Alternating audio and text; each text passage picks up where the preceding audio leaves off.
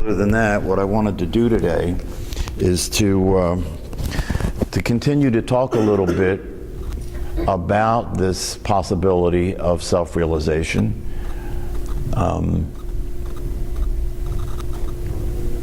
In terms of what it is that I'm referring to when I say recognize it. Because when I say recognize it, what I'm referring to is the fact that it is not something that is going to happen, it's something that is happening. You're not going to become what you are, you're going to recognize what you are because it's already the case. It's there all the time to be seen. And the recognition of it is complicated from the viewpoint of being a person, because from the viewpoint of being a person, we're always looking for something, right? To recognize recognition for us in the common way that we understand it is recognizing something. You're going to recognize something. And in this case, there is no thing to recognize because awareness is not a thing. Awareness is no thing.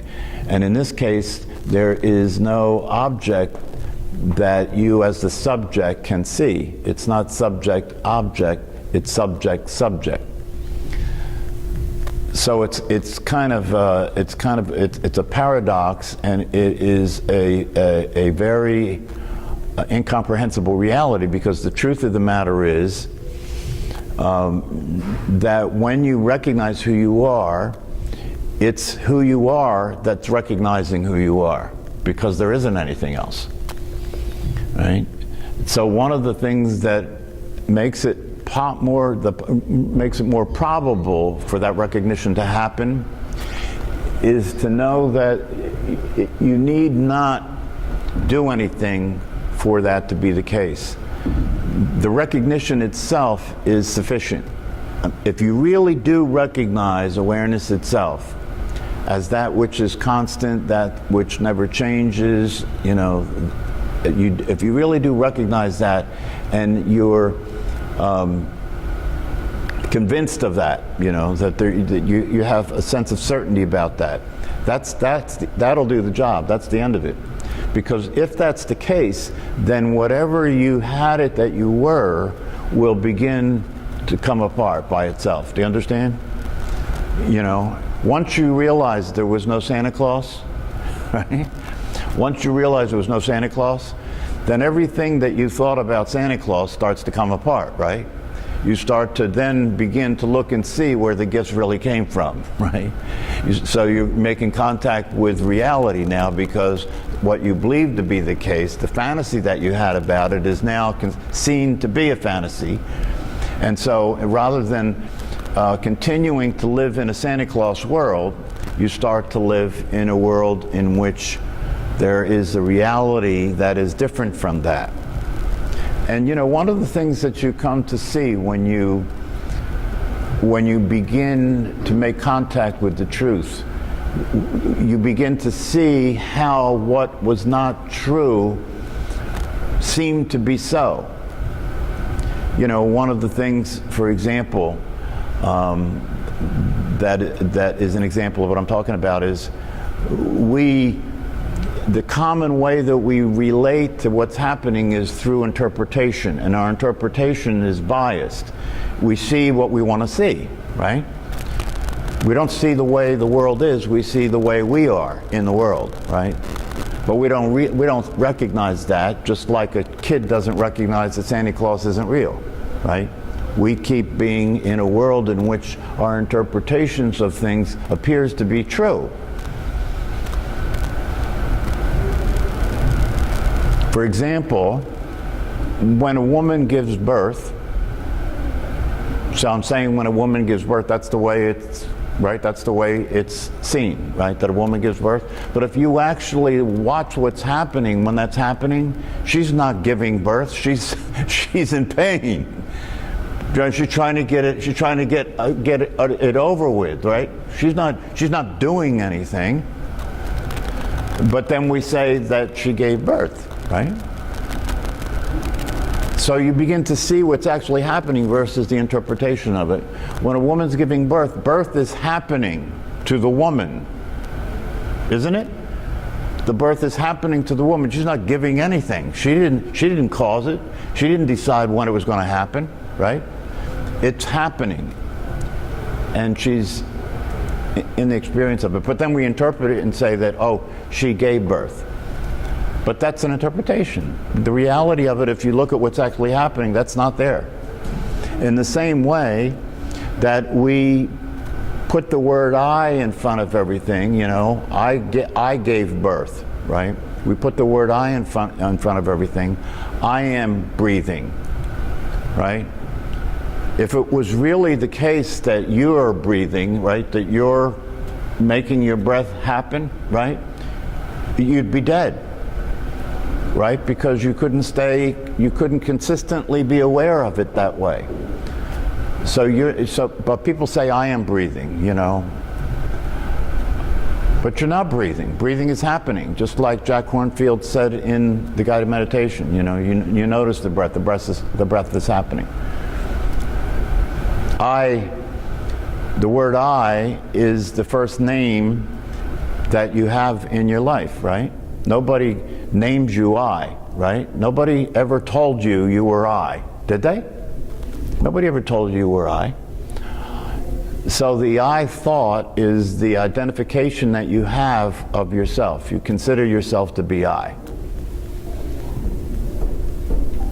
And then once that consideration becomes the case, like Santa Claus is real, everything that follows that follows the identification with yourself as I. I breathe, I think, I move, I live, I love, I have, I do. And just like Santa Claus isn't real, that word I is nothing other than an interpretation of the experience of being aware. I is an interpretation of the experience of being aware. That you say, I am aware, right? But if you really look, and meditation can provide the opportunity to do it, if you really look, right, is it true that you are aware? When you look, what's there? This is the difference between Santa Claus and reality, right? The I is like Santa Claus, right? If you actually look, what's the case? And meditation can provide the opportunity to look and see what's there. Is there an I there? Is it true that you are aware? When you meditate, do you see a you that is aware? Is that there?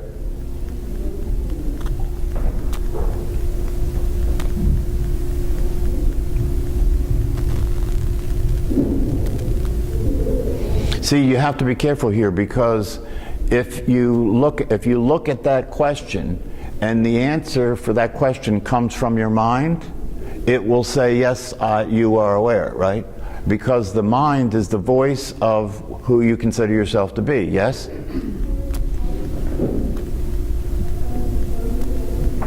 But there's no evidence of that other than that.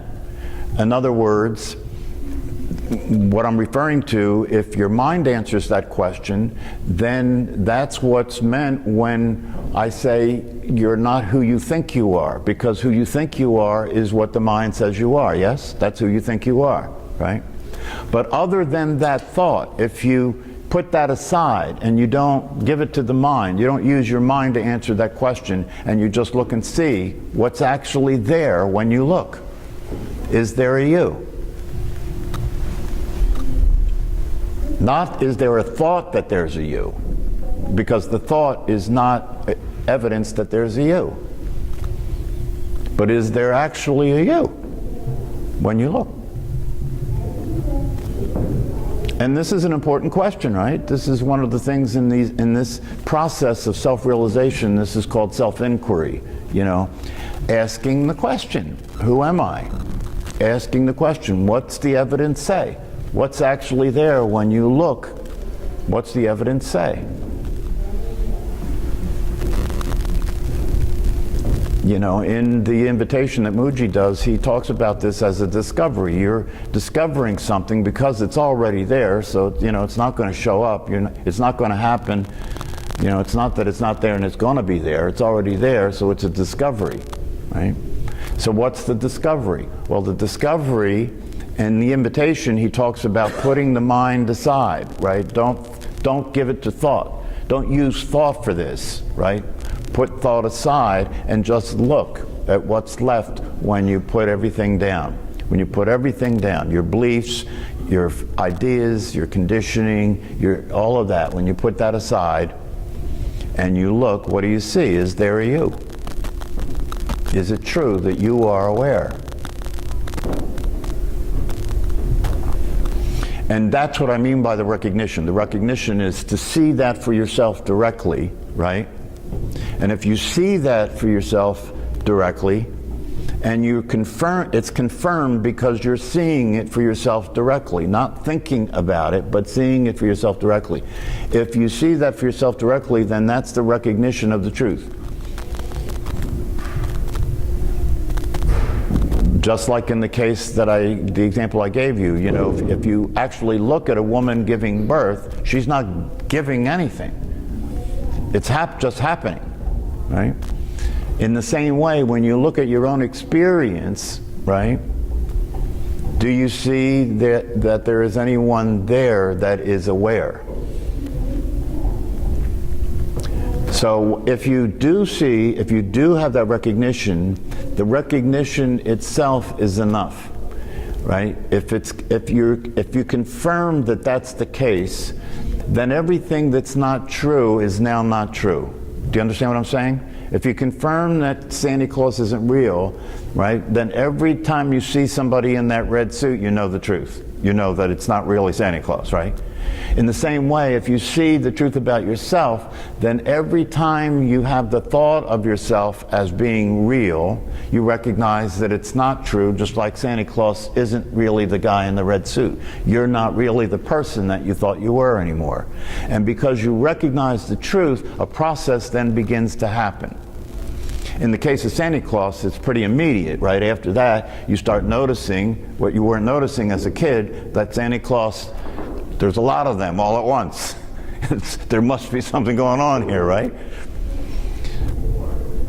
That's easier for you to see, you know, once you get the message that there isn't really a Santa Claus. But if you get the message there isn't really a you, the you that you considered yourself to be doesn't actually exist, then you will not, once the conviction is there, then you will begin noticing the lie. You'll begin noticing the way that you identify with your thoughts and identify with your feelings and identify with the roles you play. But when you look at the reality of it, none of that is actually true, because when you look at it consistently, you see that it's changing all the time, you know? When you're with your wife, you're a husband. When you're with your kids, you're a father. When you're teaching a class, you're a teacher. When you're at work, you're a worker. Well, what are you? You know, the reality of it is you're none of those things, right? How could you be any of those things when they're always changing? Which one of those things are you? So it's always changing, right? So what it is that you are must be able to take the form of anything, right? Because it does, doesn't it? So it gets interesting, right? Maybe what you are, if what you are can take the form of anything, then maybe that's because it doesn't have a form itself. It can take the form of a body, and that's what's happened, you know, that's what's happened when you're incarnate. The idea of incarnation, right, is taking the form of a body, right? But the question is, you took a form of a body, and is that the end of the story? You know, I had a couple of psychotherapy sessions yesterday with people.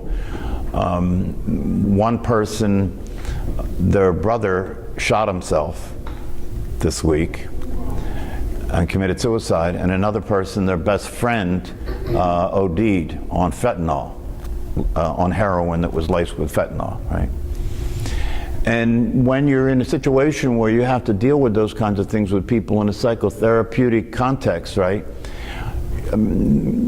If from a traditional, conventional way as a psychologist, you know, the way you would relate to that is to be empathetic with the person, you know, just help them start to go through the grieving process, you know,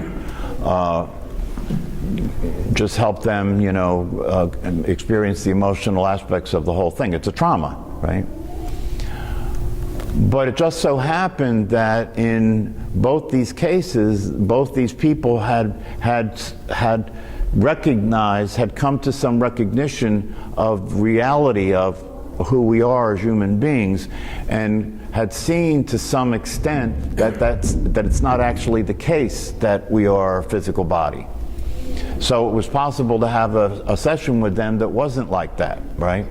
That talked about the fact, for example, because one of the things that's available out of this is the recognition that death isn't real. You know, if you come to that recognition, then those kinds of things look different to you, right, than they would if death was as real as people consider it to be. But when you look at it, what is it that dies? If you look at your own life, who is afraid of death? In your life, who is afraid of death?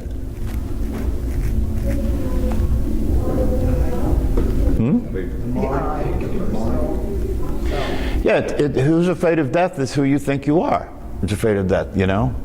Christine doesn't want to die, you know? You don't want to not be here, right? But here's the deal. I mean, this is why I say that death isn't real, right? That the you that doesn't want to not be here was never here in the first place. When you see that, it becomes possible to recognize that death isn't real, because the only possibility of something dying is the possibility that who you think you are will die, because who you think you are got born. But who you think you are didn't get born. Who you think you are got named. Before you got named, you weren't there, right? So how real is that? How real is that's a Santa Claus? You should. No, I'm not losing it. It's so hard to conceptualize that, because then what happens? You know, you're just floating out there as awareness. You know. No, yeah, but you see. Like after death. Yeah, but there's no after death. I know. That's. What's the value of the human body then? Transportation. It's transportation. It's not from, it's just transportation to be in the world, right? To be in the world, to play Monopoly, you have to have a piece on the board, right? To be in the world, you have to have a piece. You have to have a body to be in the world. And you have to forget the truth of who you are in order to take the form of being in the world and get yourself engaged in the drama, in the story of life, you know, the play of awareness in form, right? But that's not the end of the story. See, this is where I get confused, because then we're all sharing collectively one awareness. Mm-hmm. So that, you know, the individualization of it, you know what I mean? I know it's incarnate, you know, it's my body and all, but then, you know, you're personalizing it, so when we're all collectively one and you die, and it's just. Well, yeah, but I guess I'm thinking, like, is there like a reincarnation, like it's going to be incarnate eventually in something else, another form? Yeah. Well, that's, you know, that is one teaching, right? In fact, that's one of the traditional schools of Buddhism, is the idea of reincarnation, right? But that idea has to do with the idea that if you realize what you are, you don't have to be reborn again to continue to try and find out. That's the idea of reincarnation. How many lifetimes will it take for you to wake up and realize the truth about who you are? But in the direct path, which is a higher form of teaching, you know, there are schools in Buddhism it's called Advaita Vedanta, In the higher schools of teaching, that's not the case. The case is that there is no time, and if there is no time, there can't be anything reincarnated, and it's never been the case that you are who you think you are. Therefore, that can't die, and it can't be reborn. It just is. See, that's the thing that the mind can't grasp, that's inconceivable. That awareness just is. It doesn't happen in time, it doesn't happen in form. The mind can't grasp it, right? Because the mind has to have something that can be conceptualized, right? And this is non-conceptual. You can't conceptualize it. But see, the reality of it is that while that appears to be complicated and confusing, right? That's only because you're trying to grasp it with the mind.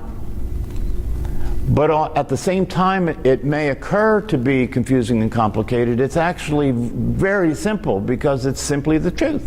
That's why I say that when you recognize and you're convinced of the truth of what you are, the game's over.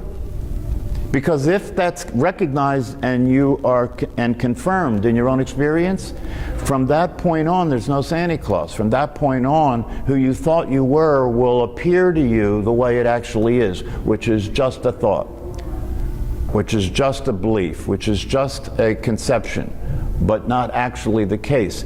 And because that's the case, you'll stop giving credence to that. That will be less interesting to you. You'll be more interested in the reality of things than the belief that you have about things. That'll happen by itself because you reestablished yourself as something other than what you thought you were. You know, it's life after Santa Claus, right? You reestablished yourself as something other than what you thought you were. And that will then reorient the process in such a way that just in the natural flow of things, you'll begin to shed the skin. You'll begin to shed the idea of yourself as a reality. It'll begin to play itself out. You know, and it already has for a lot of you because people have shared that you've been in situations where you have seen the thoughts and the feelings arise, right? And you didn't identify with them as your thoughts and your feelings. You had some space, some separation from them, and you saw the thoughts and feelings arise, and because you recognized that you didn't think those thoughts, that they just happened in your awareness, you had a choice about whether you acted on them, right? So who was it? Well, see, in your case, because you shared that, right? And you've shared that, Brian, right? And probably everybody here has had some sense of that, some opportunity to see things from that viewpoint, right? So who was it that saw that? That's what I'm pointing to, right? If you saw that the thoughts that occurred in your awareness weren't your thoughts, and you saw that you had a choice about who you were going to be in the situation you were in, who saw that? Right? Obviously, you were actually being yourself. You were actually awareness itself, seeing what was happening in awareness, weren't you? All I'm saying is just allow yourself to recognize that that's the case, that's all. Recognize that that's the case. It doesn't have to be any harder than that. You don't have to see who you are is not confused. Who you are is not confused. Who you think you are is easily confused, right? So all you have to do is let that go. Don't worry about it. Don't worry about it. You can simply recognize that when you're in confusion, it's who you think you are that's confused, right? And that's it. You don't have to worry about it. You don't have to pursue it. You don't have to try and continue to get unconfused. Let it be. Just let it be. See, the reality of it is, the reality of it is the truth is the truth. What's real is what's real. That's the case. However you got to figure it out, however other people got to figure out, whatever thoughts you have about it, whatever beliefs you have about it, whatever your conditioning is, that's all there, but it's not the truth. The truth is the truth. It's already the case that death isn't real, because if the only thing that can die is who you think you are, which doesn't exist anyway, then what's left? Awareness itself. Is awareness physical? No. Then how can it die? If you look at awareness directly, right, if you do the invitation, or if you just simply sit and look at your awareness, right, do you see a beginning? When you look at it, do you see a beginning? Do you see where it started? See, I'm asking you to actually look at it, right? Do you see a beginning? If you don't see a beginning, then what that indicates is it just is. There is no beginning. It just is, right? And if it just is, and that's the way it is, how can it end if it doesn't have a beginning? If it's not physical, and you see that it's not physical, if something isn't physical, can it die? Are you talking about spirit? I'm talking about reality. Yeah. I mean, you can call it spirit. It doesn't matter what you call it, right? What matters is that you see it. What matters is that you confirm it, that you recognize it, that you see it, because it's there. That's the way it is. When people are talking about this, they're talking about that which can be seen directly, not a concept, not a belief. You don't have to have faith in anything. You can see it directly if you just look and see what it is, what's actually happening. And you see, if you can't find a beginning to it when you look at awareness, and you see there is no physicality about it, and you see that it's always just there, it's not happening in time, and you see that it's not changing, right? And then if you stay on course with that and you recognize that what you are looking at is you seeing yourself. Yeah. So if Earth isn't the beginning, then, and we're all just sharing one awareness, then what makes me different from them? Nothing. That's right. Disconnect, I guess. But can you, if you look directly at your awareness, yes? Right? Is that awareness different from his awareness?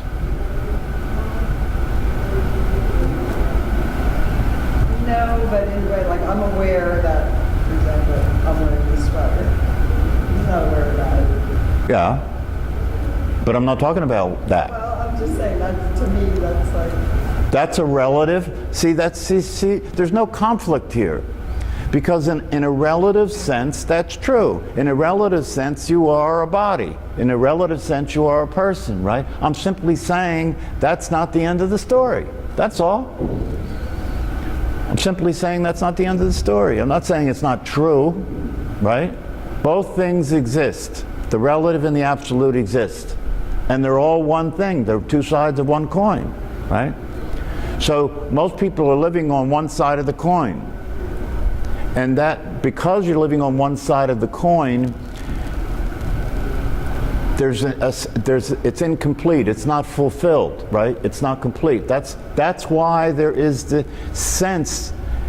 Haven't you noticed, right? I mean, this is pretty obvious if you look at humanity. Isn't it the case, whether you talk about humanity or your own experience, that there is some yearning for something? You may not be able to pinpoint it, right? But isn't there a yearning for something?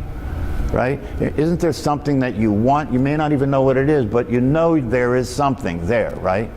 That's one of the attractions to meditation, right? Because meditation occurs to be maybe something that might provide some clarity or some answer to that yearning, to that interest, to that desire, you know, for something else, even if you don't know what it is, right? And the reason that that's the case is because as a human being that's identified with a body in a conditioned state of mind, you're experiencing such a limited version of yourself that you want to get back home. That's why. You know, there is an awareness that you have that knows the truth.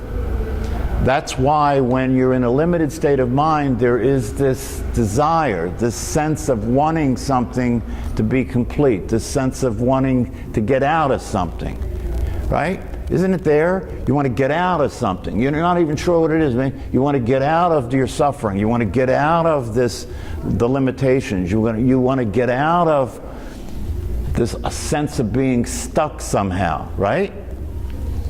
Yeah, that's because you know, on a certain level, you do know who you are.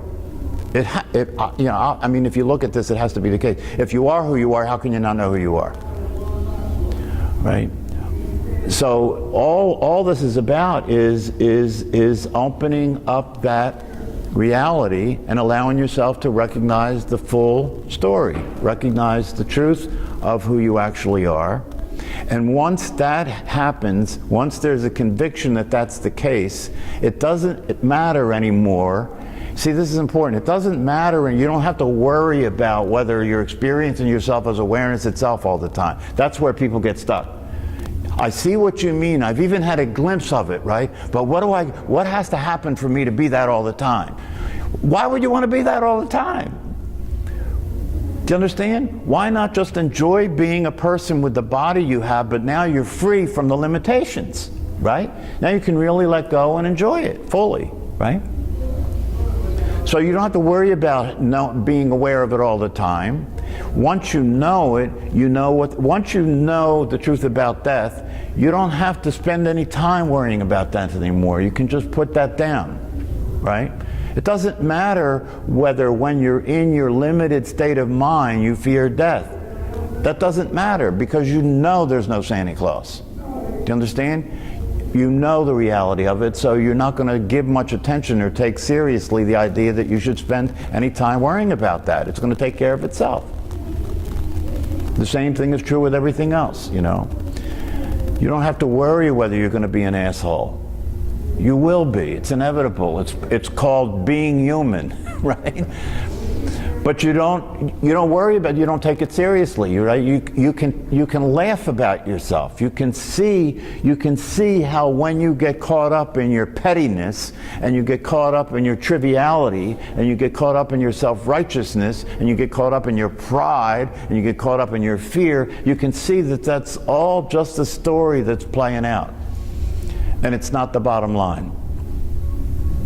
So there's a relief, and the relief, and there is a process that's occurring, right? So the less you worry about whether you're a person or your awareness itself, the less you worry about that, having been convinced that you are awareness, the less you worry about that, the faster it will resolve itself. The more you worry about it, right? What are you worried about?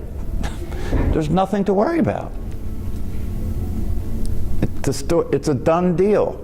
It's over. That's the thing. It's over. Your life is over. That's why dying before you die is such a good idea, right? Get that thing over. Get the life that you were living as a limited person that was afraid and reactive and all that. Get that over with, right? Just by seeing that it's not actually real. And once that's over, you're still here, you're still in a relative sense that person, but you're free. You're no longer stuck in the limitations anymore. So when you really see this clearly, you want to die. You want to die. Because the only death that can happen is the death of the illusion. The only death that can happen is the death of the illusion. The death of that which never actually happened is the only possible death. So get it over with. Why wait? If it's possible for you to experience the truth of yourself and have the life that gives you, and the life that gives you is a life of being able to be consistently relaxed. That's what the word peace means, right? Peace, consistently relaxed. No longer bleeding energy all over the place. No longer, one of my teachers says, what's the word when you're hemorrhaging energy? You're hemorrhaging energy. You are.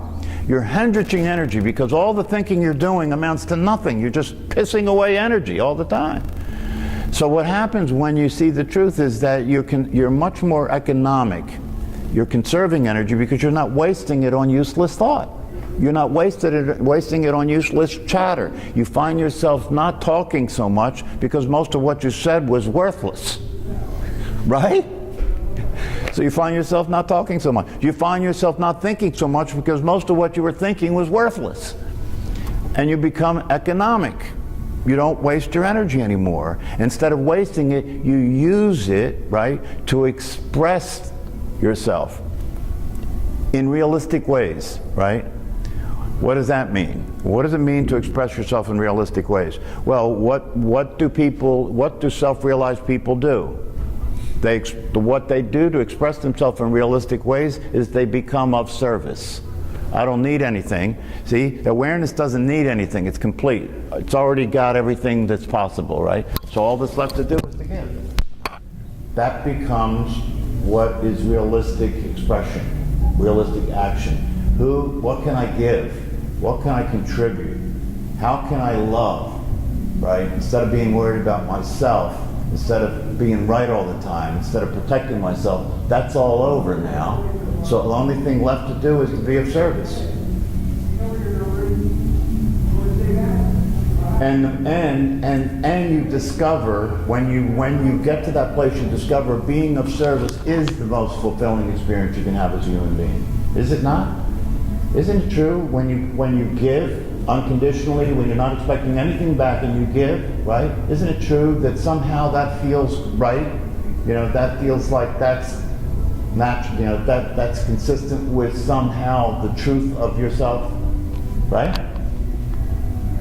So that becomes what life is all about, because you don't need anything anymore. You're just here to enjoy the experience of yourself. You find out what it means to enjoy yourself, to really enjoy who you are, right, is enjoying yourself. You enjoy yourself, you enjoy the opportunity that life is, and you enjoy the opportunity to make a contribution. Because the contribution you're making to other people is the contribution you're making to yourself, right? Because the self that you are is the self that they are, right? And because they don't yet necessarily recognize that, right? There's nothing more important for you to do than to share that possibility, right? And you can't be a missionary about it. You can't share that possibility by going around telling people, you have to wake up, you have to wake up, stop being asleep, right? You can't do that. The way you share the possibility is you have who you are be expressed around people so that they're attracted to that, right? And then they'll ask you about it, right? So, you know, I mean, you don't even go, you know, a self-realized person doesn't even admit it. Notice that. A self-realized person doesn't even admit it, right? Because to admit it in this world puts you in the position of being attacked, doesn't it? That's what's happened to anybody that was self-realized that came out and said it outright, right? Because that's a threat to the mind. A self-realized person is a threat to people who don't know who they are because they consider that somehow to be invalidating them. Do you see? Somehow invalidates people. Okay, we gotta go.